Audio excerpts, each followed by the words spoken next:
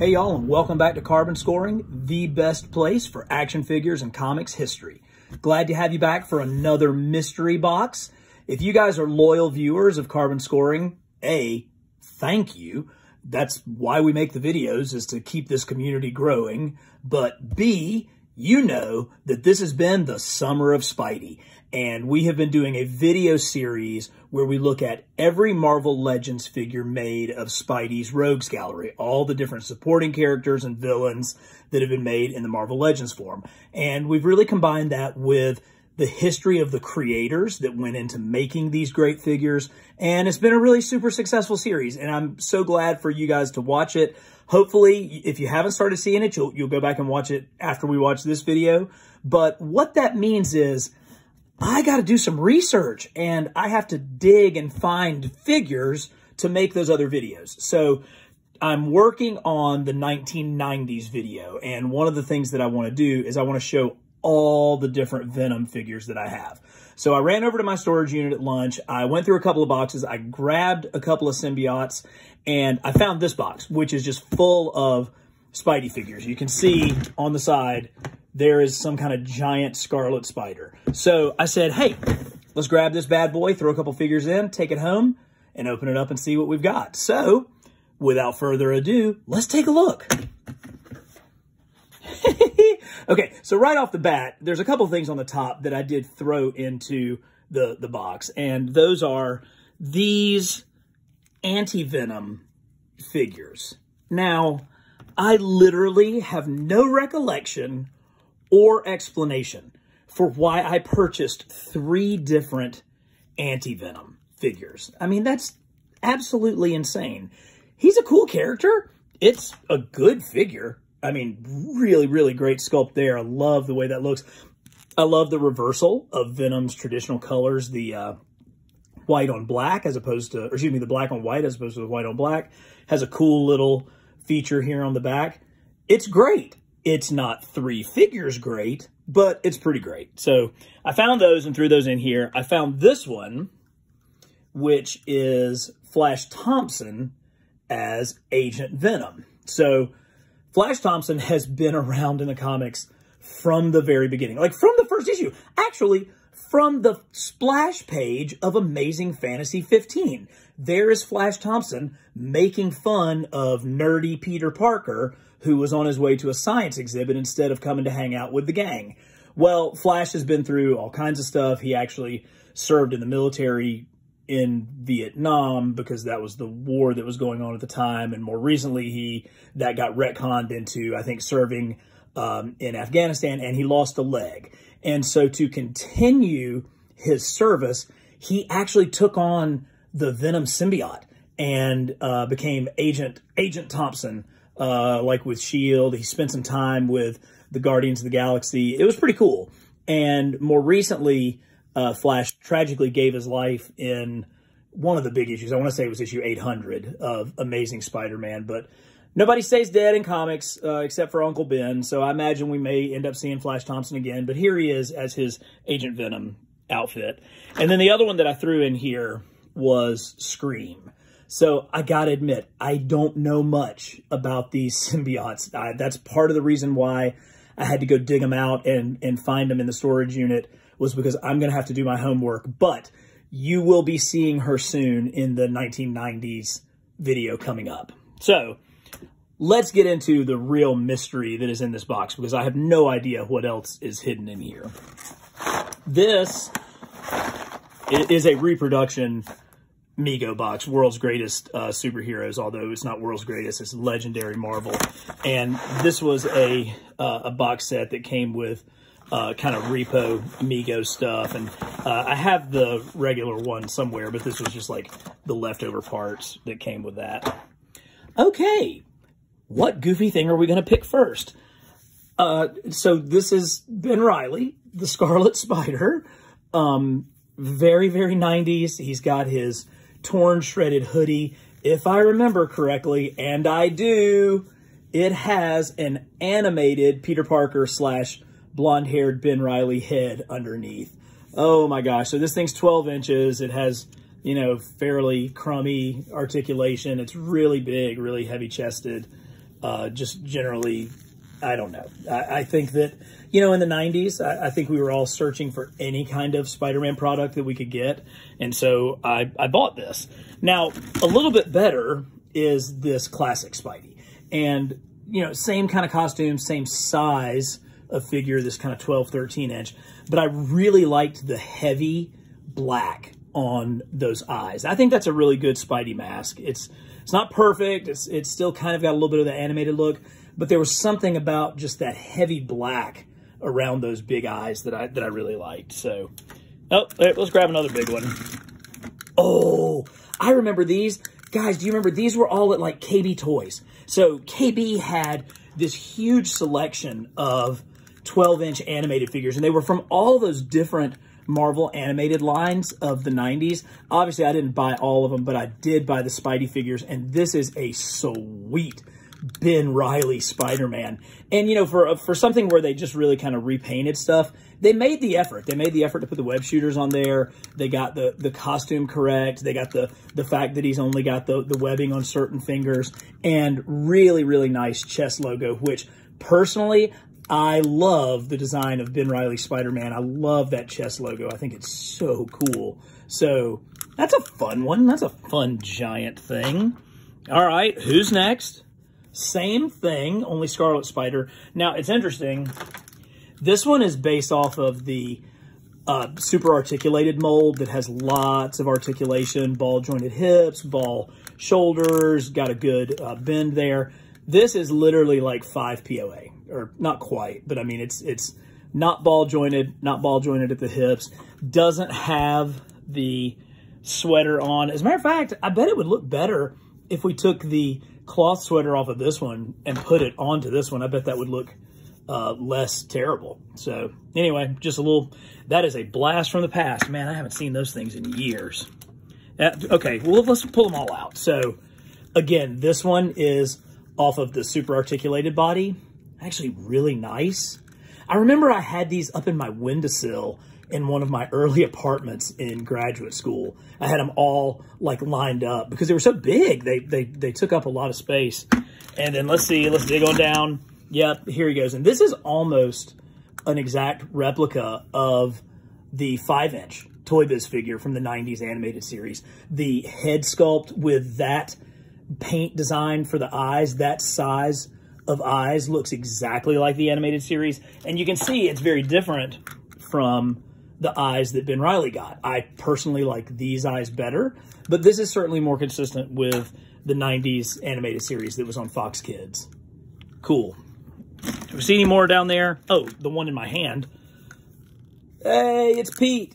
It's 90s animated Pete. And here he's got like a metal shiny blue paint scheme to him. Again, the articulated body. Who knows why Scarlet Spider got the short shrift with the hardly articulated one, but you know, so there's the Peter Parker head version of these. And as I remember, these were all like on super clearance at KB Toys in the mall. I got them in the mall. Nice. Okay, so now we're getting into more classic Marvel Legends figures. I can see a combination of new and old in here. Let's start with the reason why we started getting these out anyway. So this is Venom, but this is an extremely specific version of Venom. This is when the Scorpion was wearing the symbiote. First clue is the giant scorpion tail that comes off the back of this figure. Also, he had a little bit of a different design with his eyes. You can see the red in there. This was in the Spider-Man Classics line. This wasn't in the Marvel Legends line proper. But, you know, Spider-Man Classics was cranking out great 6-inch Spidey villains. And this was really topical because, I mean, this came out roughly in the same time frame that this was the active Venom design in the comics. And, man, how cool that we got a figure of this. He will definitely be making an appearance in one of our history videos upcoming. Okay, so Hobgoblin, no heads. We definitely have got to find some heads for them. Tell you what, let's hold off on talking about him until we find a head, and then we'll come back to it. You know what's better than 3 Anti-Venoms is going out and buying the Diamond Select Anti-Venom to go along with them. So As you guys know, Diamond Select are a little bit larger in scale. They're typically 7-inch scale compared to the 6-inch scale. And that can work. You know, that can work for some of these bigger figures. And it really kind of works for this one. Let me pull back. So here's the Marvel Legends version. A little cleaner, not quite as much detail, not nearly as spiky, not as dangerous to hold. I think I probably like the head sculpt here better with the open mouth with the yellow compared to this one, which is just not quite as clear. But look at the spikes everywhere. Honestly, this thing is not easy to handle because, dude, those are sharp. I mean, they're legitimately sharp, and they're all over. I do like the texture, the paint wash texture across his chest. That's going to be a tough battle to decide which Anti-Venom to spotlight. Do we go with the Marvel Legends one, or do we go with the Marvel Select one? We'll see. Demigoblin. Now, we just got a amazing Demigoblin Build-A-Figure. This is based off a previous Hobgoblin frame. It's really, really thin, which works for Demigoblin. You know, this is that Hobgoblin Green Goblin figure that like skipped leg day. I made that joke earlier, but it works here. The problem that I always had with this figure, it's really good, except for the fact that no matter how you do it, this hood comes down and covers up the face. Like, here's this super cool demonic head sculpt, but the design of it always causes this to come down in front of it. And you know, and it's even like different color inside, but you just can't get it. It always does that. So kind of a miss. So thankfully we got a new Demigoblin figure, and it's actually better than this one. Okay, this is the most recent of the classic Hobgoblin figures. That's nice. Now, this body is probably better than our original Hobgoblin body. It's a little bit better proportioned. Obviously, the hip joints are better than the old Toy Biz ball joints. Really, really nice Goblin satchel there. He's got our, you know, good hands to hold Goblin grenades.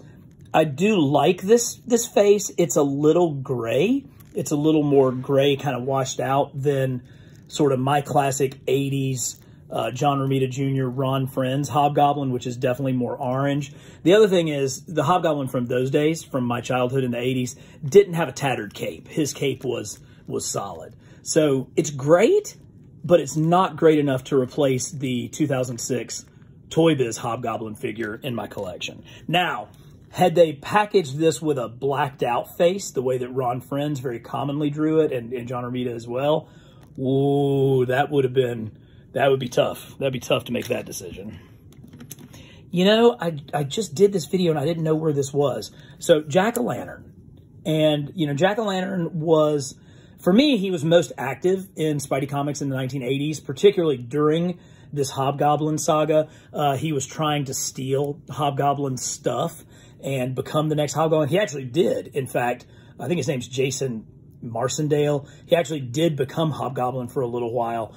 This this Jack-O-Lantern with the really, really thin frame and everything is most famous for appearing in Civil War, the comic that pit Captain America and his group of heroes versus Iron Man and his group of heroes over the Superhero Registration Act. And Jack-O-Lantern here was about to take down Spider-Man. He had been gassed and was hallucinating, and Jack-O-Lantern was about to do it when you see the little laser point on his giant pumpkin head, and the next thing you know, his entire head just shatters like Gallagher had been there, but it wasn't Gallagher, it was the Punisher, and he kind of saved Spidey's bacon by utterly destroying Jack-O-Lantern. So, good figure. Rest in peace, buddy.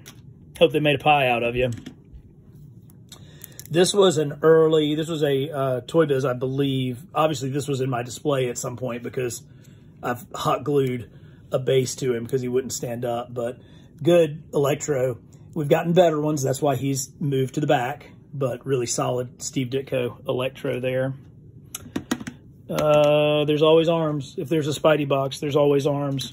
And hey, look, here's where they go probably. So nice Doc Ock Very good. I always like the 80s jumpsuit version. He also has been replaced down in my display because of that.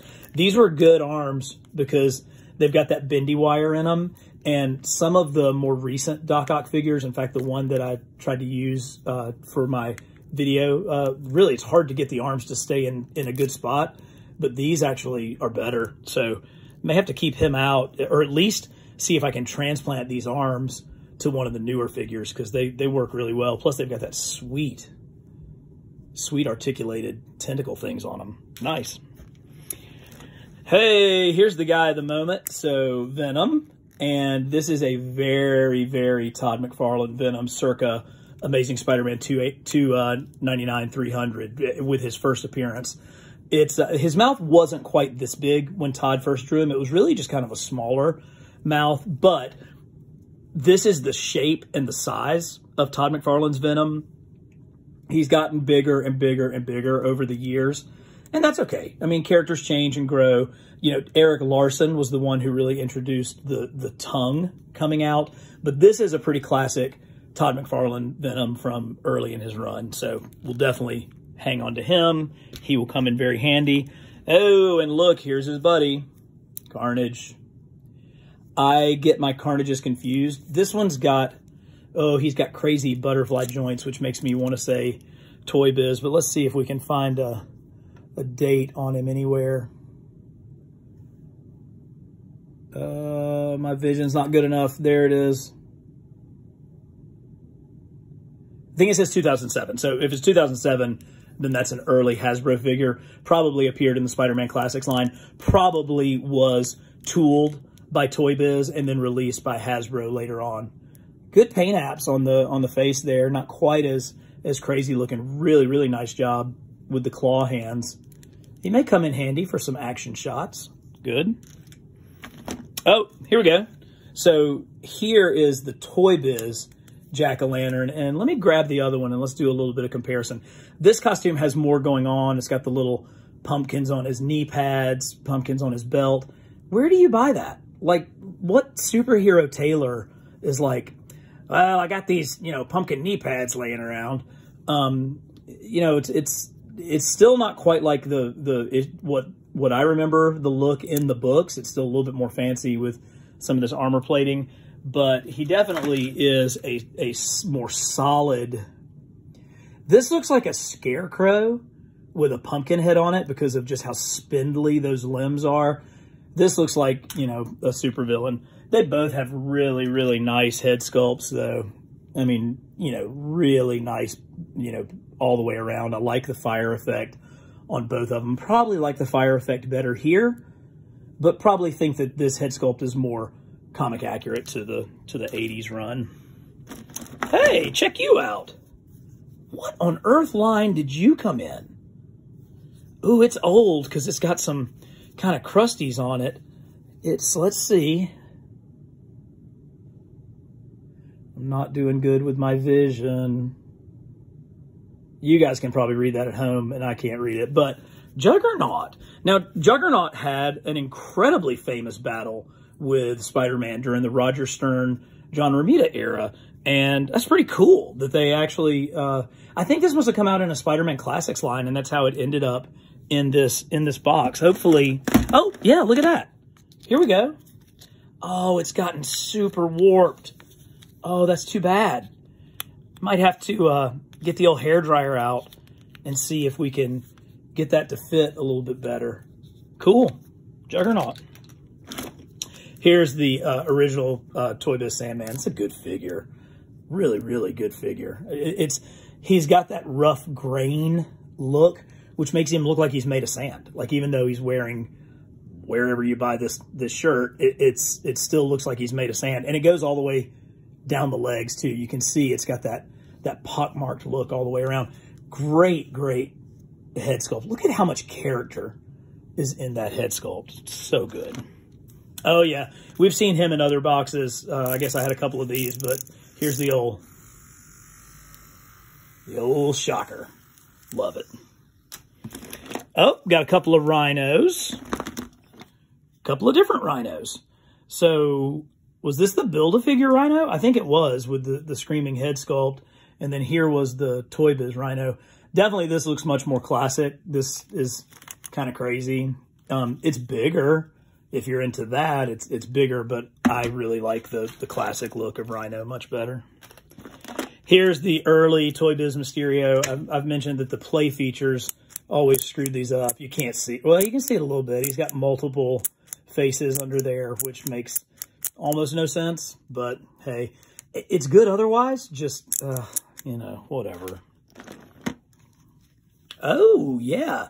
So this is the early Toy Biz Morbius figure, and he does stuff too. Watch this. This is awful.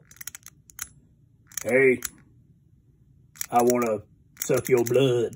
That's so bad. That is just terrible. First of all, that's not at all what Morbius sounds like. And if it was, he probably would say something different. But yeah, it's got an action feature on the back that lets you open his vampire blood-sucking jaws. Because that's what kids want, you know. Oh, okay. So this version of the Beetle is actually happening right now in the comics. She's leading kind of a group of female antagonists against Spider-Man. And she happens to be very well connected in the Spider-Man universe. She is the daughter of Tombstone and is currently dating Peter's roommate, Randy Robertson. So lots of fun and shenanigans that are going on with the Beetle there.